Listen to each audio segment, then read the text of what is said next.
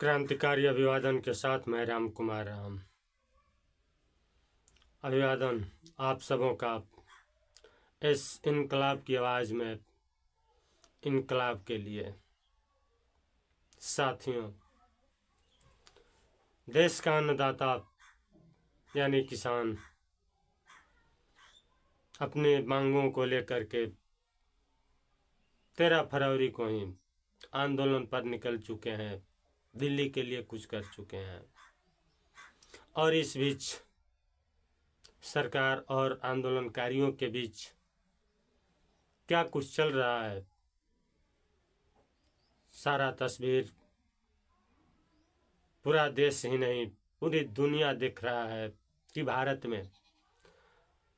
के अन्नदाताओं के साथ क्या हो रहा है। उसको देखें और फिर उस पर चर्चा करें। इससे पहले आइए एक नज़र इन किसानों के जो मांग हैं, जिनको लेकर के किसान दिल्ली के लिए कुछ कर चुके हैं, आइए सबसे पहले उन मांगों पर एक नज़र डालते हैं कि आखिर इन किसानों की मांगें क्या है। तो मांगे, सबसे पहली मांगे जो है किसानों की, वो है स्वामीनाथन आयोग की सिफारिश को, रिपोर्ट को लागू किया जाए, एमएसपी को लागू किया जाए। साथ ही पिछले आंदोलन में लखीमपुर खीरी में शहीद हुए किसानों के परिजनों को मुआवजा मिले और नौकरी मिले। इसके साथ ही भूमि अधिग्रहण अधिनियम 2013 को लागू किया जाए और बिजली विद्युत अधिनियम 2020 को हटाया जाए। साथ ही किसानों से ये मजदूर भी जुड़े हुए हैं। संयुक्त किसान मोर्चे का यह आंदोलन है, संयुक्त किसान और मजदूर मोर्चे का, तो इसमें मजदूरों से भी संबंधित मांगे हैं। और वो ये है कि 100 दिन की जगह कम से कम 200 दिन मजदूरों को मनरेगा में काम दिया जाए और 700 रुपये दैनिक मजदूरी दी जाए। इसके साथ ही और कुछ मांगे भी हैं, जो कुल मिलाकर 10-12 मांगे हैं। इन मांगों को लेकर के किसान आंदोलन पर निकले हुए हैं। तो आइए एक बार इन मांगों पर विस्तार से समझते हैं, क्योंकि हमारे समाज में अभी बहुत तेरे लोग, अनपढ़ लोगों की तो बातें ही छोड़ दी जाए, बहुत सारे हमारे समाज में पढ़े लिखे युवा हैं। पढ़े लिखे युवाओं को भी शायद ये मालूम ना हो कि एमएसपी क्या है, इस एमएसपी का मतलब क्या है, स्वामीनाथन आयोग की रिपोर्ट का मतलब क्या है, और ये भूमि अधिग्रहण का मतलब क्या है। तो ये जो प्रमुख मांगे हैं, इन मांगों को आइए ठीक से समझते हैं कि आखिर ये मांगे क्या है। तो सबसे पहले एमएसपी जो है, एमएसपी पर हम देख लेते हैं। एमएसपी का ये इंग्लिश शॉर्ट है और इसका इंग्लिश विस्तार होता है एमएसपी का मिनिमम सपोर्ट प्राइस, यानी न्यूनतम समर्थन मूल्य। न्यूनतम समर्थन मूल्य का मतलब सरकार जो निचले से निचले सपोर्ट मूल्य जो है उस पर किसानों के अनाजों को खरीदे और इस पर एक गारंटी कानून बनाने की जो बातें आई हैं किसान जिसको लेकर के, और यह अहम मुद्दा है, इसी को लेकर के किसान आंदोलन पर है। तो एमएसपी पर गारंटी कानून बनाने की जो बात है वो ये है, किसानों की मांग है कि आप एमएसपी पर एक गारंटी लीजिए, कानून बनाइए कि हमारी फसलें आप निश्चित मूल्य पर खरीदेंगे। और एमएसपी में प्रावधान है, इनकी मांगे हैं कि हमारी जो लागत मूल्य है, खेती करने में जो हमारा पूरा लागत, खाद बीज कीटनाशक दवा पानी मेहनत जो कुछ भी है, इन सारे लागत खर्चों के हिसाब से 50% बढ़ा करके दिया जाए।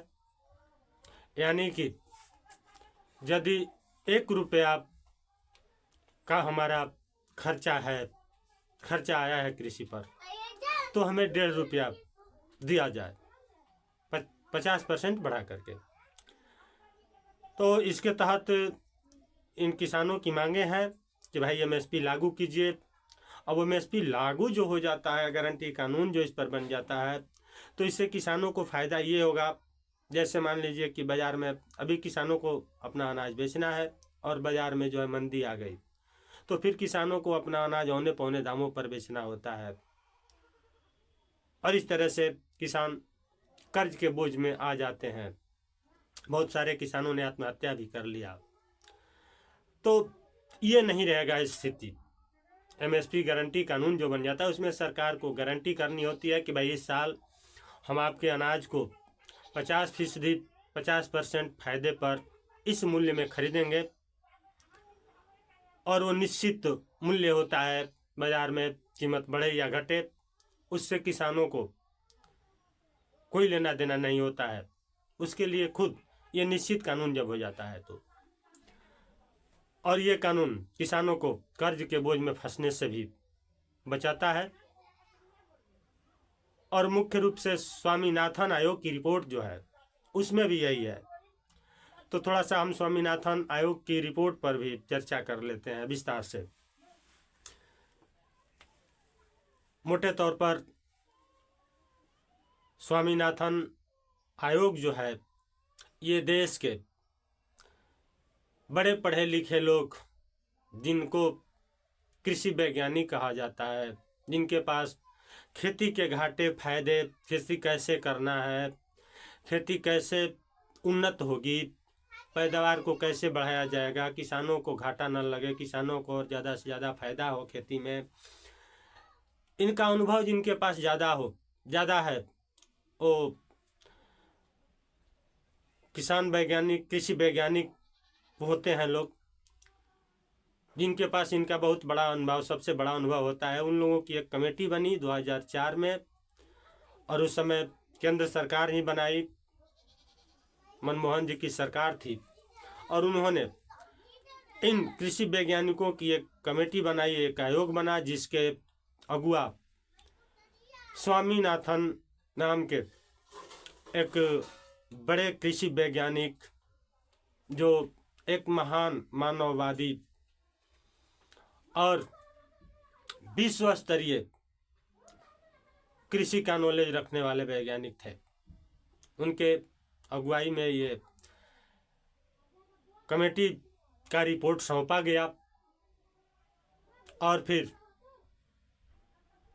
जब भाजपा की मोदी सरकार आई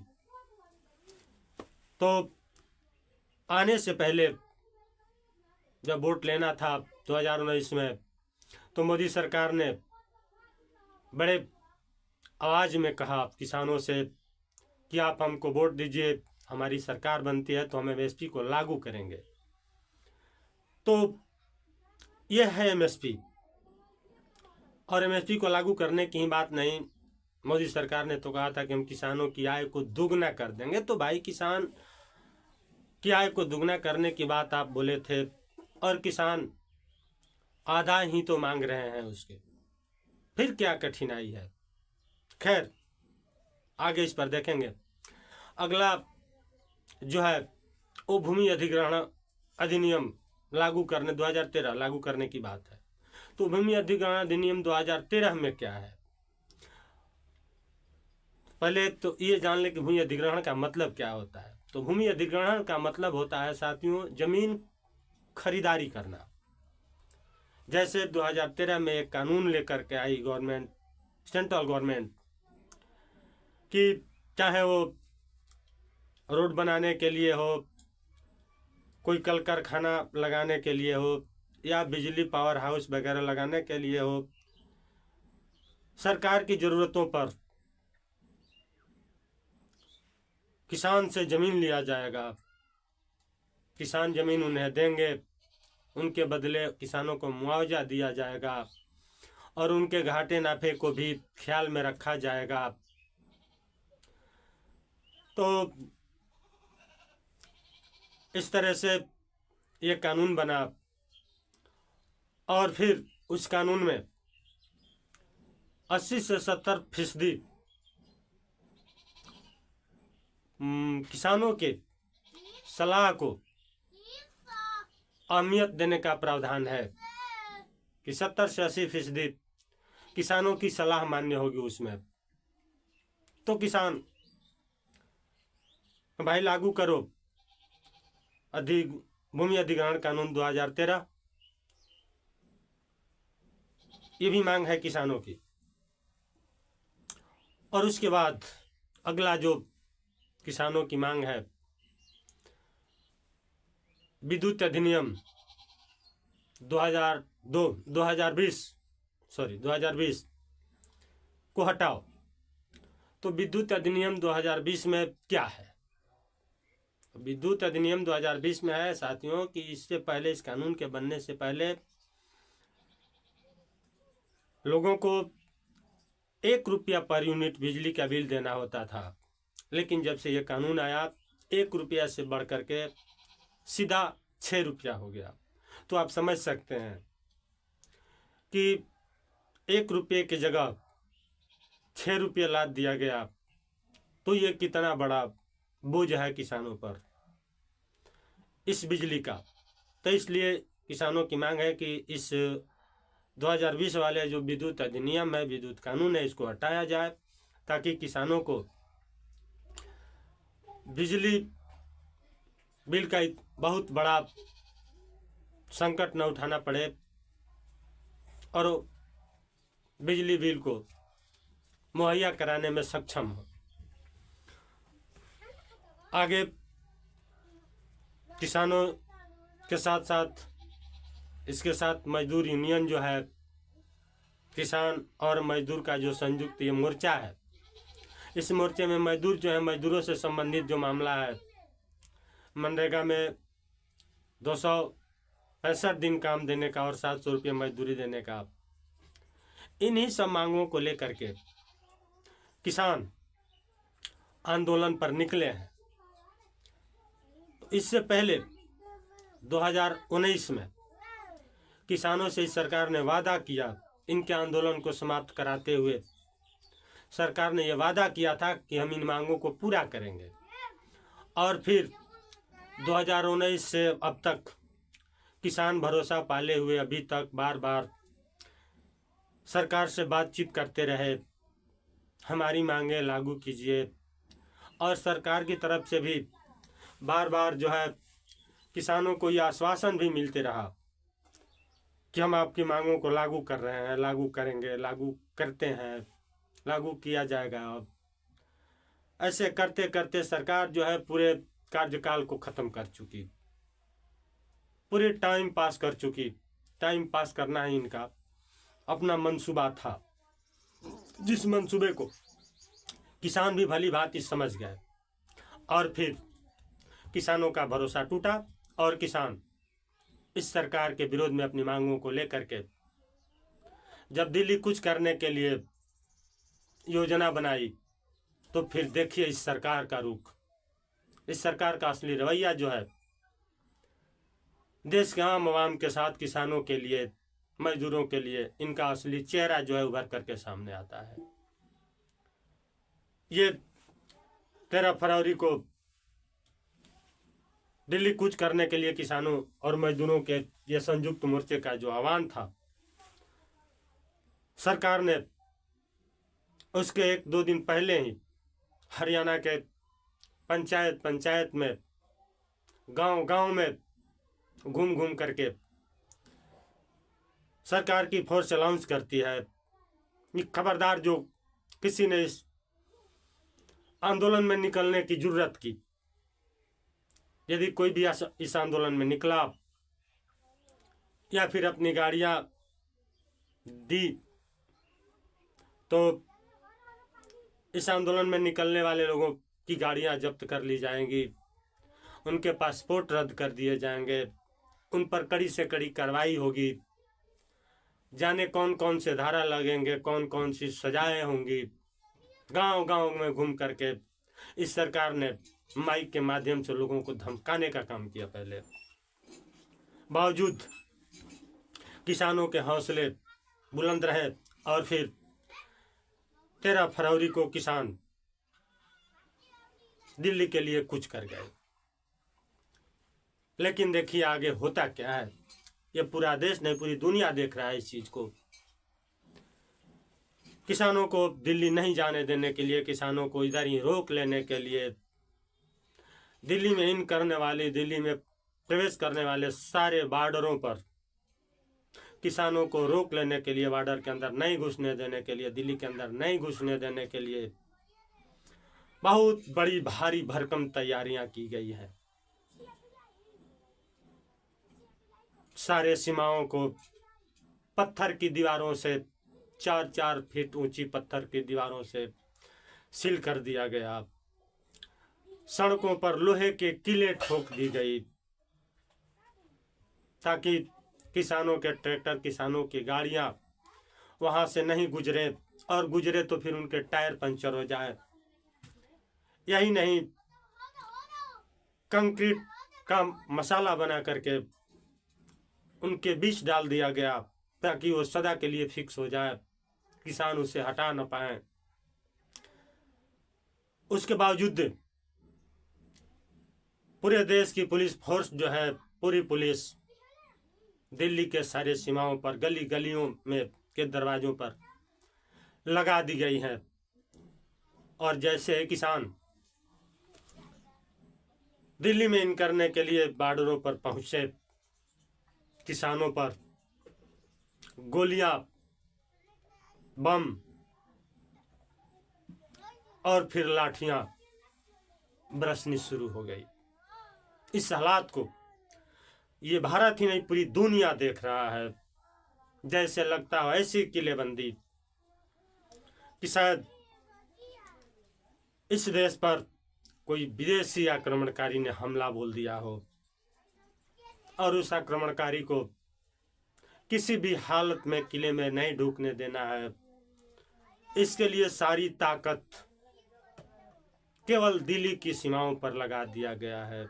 जैसे कोई आतंकवादी, कोई आक्रमणकारी देश पर हमला कर दिया हो, और जैसे आतंकवादी और आक्रमणकारी हो, उस तरह से देश के अन्नदाताओं पर आंसू गैस के गोले, यहाँ तक कि गोलियां भी मारी गई हैं। आप देखेंगे वीडियो में या देखे होंगे, लोग गोलियों का खोखा दिखा रहे थे, पीतल की गोलियों का, प्लास्टिक की गोलियों का। सैकड़ों लोगों को घायल कर दिया गया है, सैकड़ों लोग घायल होकर के हॉस्पिटल में हैं। ये स्थिति है। बावजूद किसान कई दिनों से सीमा पर अड़े हुए हैं। अब बताइए, ये किसान है देश के, एक देश के अन्नदाता है, जो देश चलाता है, ये अपना शांतिपूर्ण प्रोटेस्ट करने के लिए, शांतिपूर्ण अपनी आवाज को रखने के लिए, अपनी मांगों को रखने के लिए जब जा रहे हैं, तो फिर क्या दिक्कत है? ये तो इस देश की जनता का, इस देश के किसानों का संवैधानिक लोकतांत्रिक अधिकार है कि वे अपनी मांगों को लेकर के सड़कों पर उतरें, विधानसभा हो या संसद भवन हो या कोई भी ऑफिस हो, उसका घेराव करें और अपनी बातों को रखें, अपने सवालों को रखें। और अब बताइए कि देश के अन्नदाताओं को शांतिपूर्ण प्रदर्शन नहीं करने दिया जा रहा है। यदि शांतिपूर्ण प्रदर्शन करने के लिए रोड पर निकले हैं तो फिर उनके ऊपर लाठियां गोलियां दागी जा रही हैं, दौड़ाया जा रहा है, उन्हें दौड़ा दौड़ा कर उन्हें पीटा जा रहा है। आप समझ सकते हैं कि इस देश में लोकतंत्र का राज है या ब्राह्मण राज है, गुंडों का राज चल रहा है। तस्वीरें जो बयां कर रही है तो आप समझ सकते हैं हालात क्या है देश का। देश किस मुहाने पर यहाँ खड़ा है ये भारत। इस भारत के भविष्य को जाने क्या होने वाला है, जाने ये बीजेपी आरएसएस वाले क्या करने वाले हैं इस देश की जनता के साथ। तो आइए थोड़ा सा देखते हैं आंदोलन में उन बॉर्डरों पर क्या चल रहा है, किसानों के साथ क्या हो रहा है, सरकार किस हद तक गिर चुकी है और क्या सलूक किया जा रहा है देश के अन्नदाताओं के साथ। देखिए कैसे हो रहा है।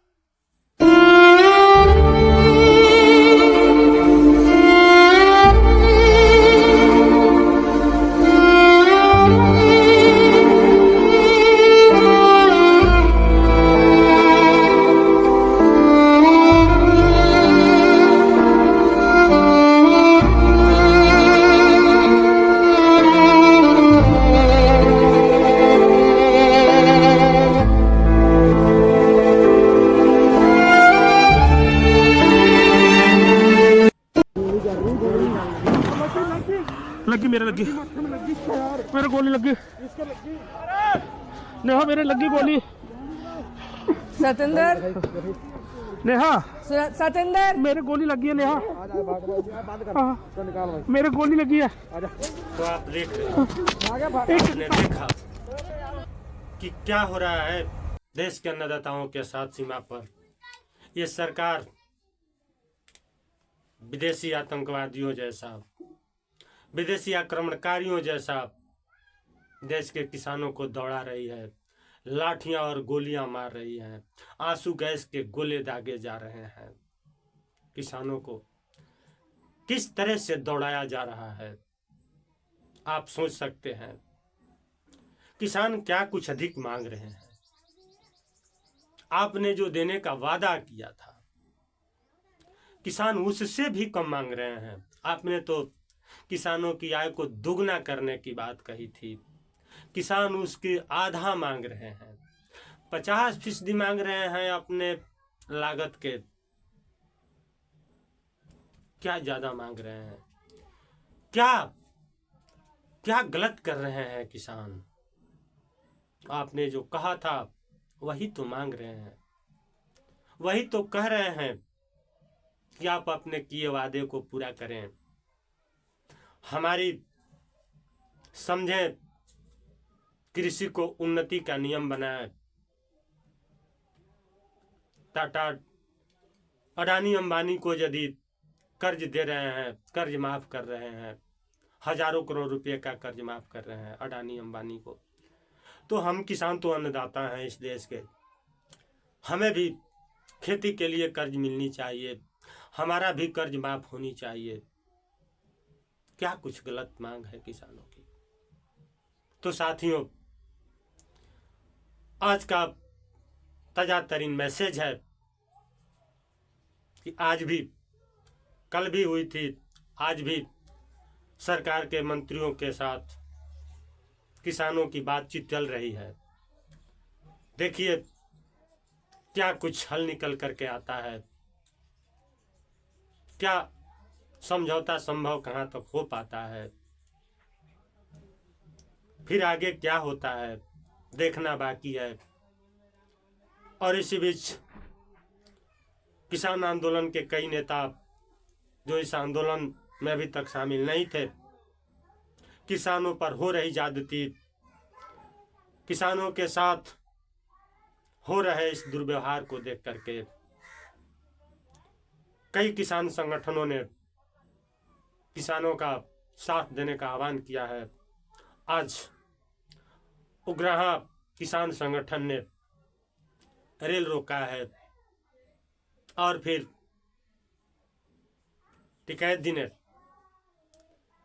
क्या राजस्थान, छत्तीसगढ़, उत्तर प्रदेश या कोई भी राज्य हो, बिहार, उत्तर प्रदेश, बिहार भी हो, सारे राज्यों को एमएसपी देने की सरकार से मांग की है और उन्होंने पूरे देश के किसानों और मजदूरों को इस आंदोलन का हिस्सा बनने की भी गुजारिश की है। तो फिर हम भी इस चैनल के माध्यम से पूरे भारत के समस्त किसानों और मजदूरों से ये गुजारिश करते हैं कि आप निकलें अपने अपने घरों से बाहर, पूरा देश दिल्ली कुछ करे और इस सरकार की किसान और मजदूर विरोधी नीतियों के खिलाफ एक बड़ा और जुझारू जन आंदोलन छेड़ा जाए। देश में लोकतंत्र और संविधान को बचाने का आंदोलन छेड़ा जाए।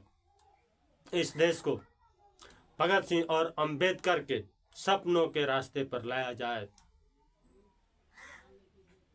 इसी के साथ आप तमाम साथियों से, देशवासियों से, देश के किसान और मजदूर साथियों से, युवा साथियों से, माँ बहनों से